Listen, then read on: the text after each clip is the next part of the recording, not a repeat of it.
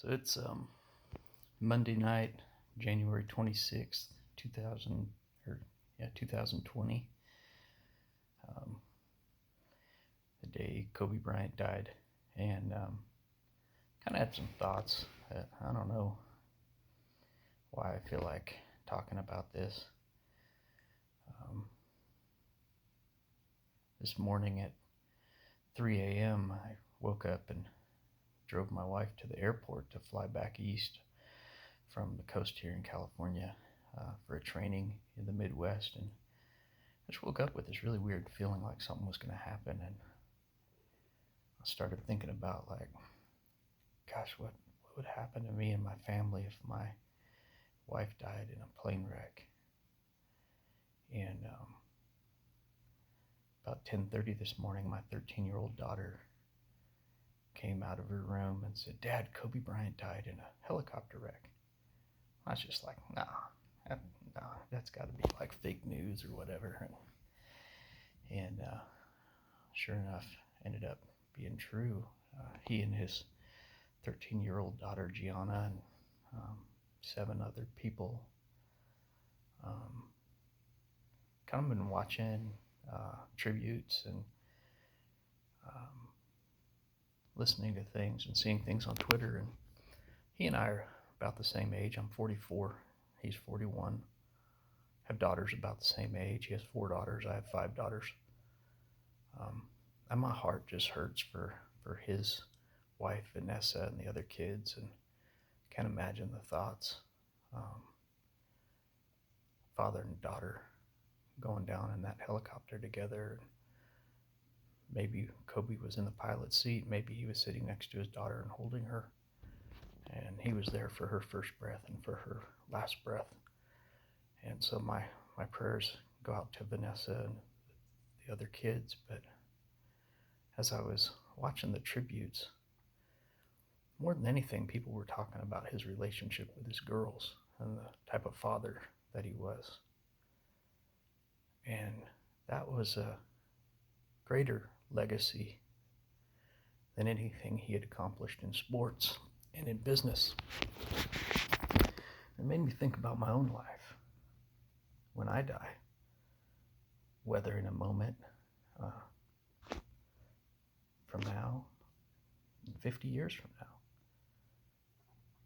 will my legacy be my relationship with my children, my 5 daughters and my son, my grandchildren? I have a granddaughter and a grandson to be born soon. Would that be my legacy? And in one of the videos that I watched, Kobe Bryant said there was something to the effect of there's a difference between what I do and who I am. What I do is play basketball, but who I am is something else. And I lost my job 8 years ago when I injured my back, and my identity was wrapped up in work, and now I've got this broken body. And so I've struggled with that. Like, who am I? Because I no longer am what I do. And I'm a father. And have I been a good father? Have I been a good influence to my children? Have I been a good role model? Have I been a good husband? Have I looked at my wife and esteemed her as better than myself? Have I set a godly example? Have I set them an example of things to follow? Is that my legacy? And what would it look like? In an interview on ABC some years ago, Kobe Bryant was asked to give one word about different things, and Robin Roberts asked him, legacy, and he went, wow. He couldn't think of what to say for legacy, and he could come up with one answer really quick. Like basketball, he said love, LA, and he said home. And when it came to legacy, he was stumped. And I'm sure he probably had the time he would say his girls. And for me, is that what I can truly say, that my legacy is my children and my family? That I am not what I do? one of my daughters said, it's just really weird to think Kobe Bryant's dead. And we were talking about that. And I said, yeah, people die every day. And it's hard for a lot of people, but not everybody loses someone the same day. And when someone like Kobe Bryant, who's young, 41 years old, and hundreds of millions of people, if not billions of people around the world know the name or know who he is or know something about him, it's almost like you all lost someone on the same day. So it's a really different feeling. Very surreal.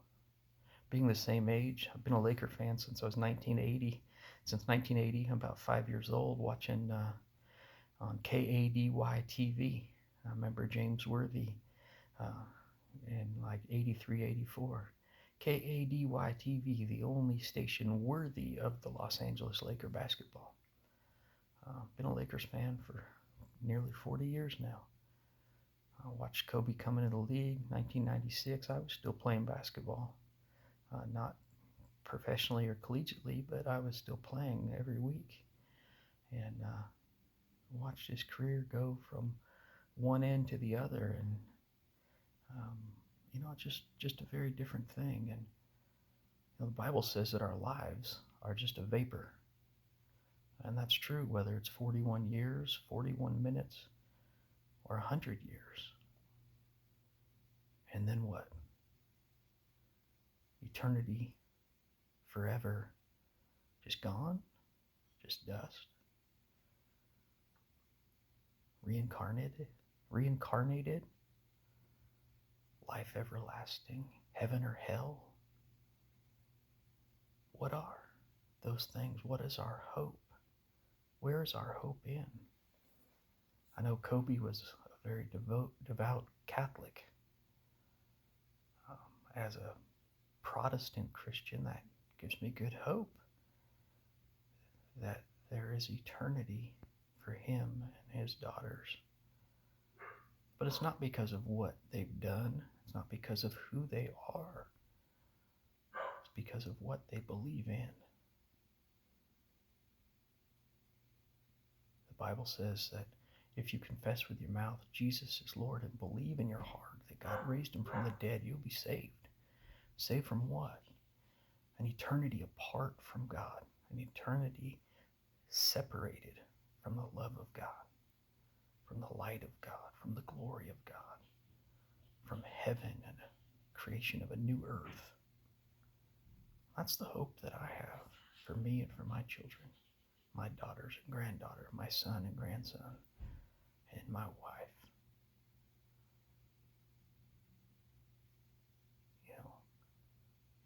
And the feeling that people are having and that others that are way close, Vanessa and the girls and the family of the other people that died. I think about my thoughts of, man, what if my wife died in a plane wreck? And that's the feeling that they're feeling, and then 100 times more, because it's reality. That this earthly existence is over. And to think that there's no memories to be made, no moments to share, no birthdays to celebrate, no graduations, no weddings, no grandchildren from that daughter. And there's just memories of past and videos and moments. And what are my memories? What will my children remember? What will my wife remember of me? That is my legacy. And as the saying is, when this day and this life is done and past, only what's done for Christ will last. And I believe that is true. Rest in peace, Mamba. Rest in peace, Gigi, Coach, and all the rest.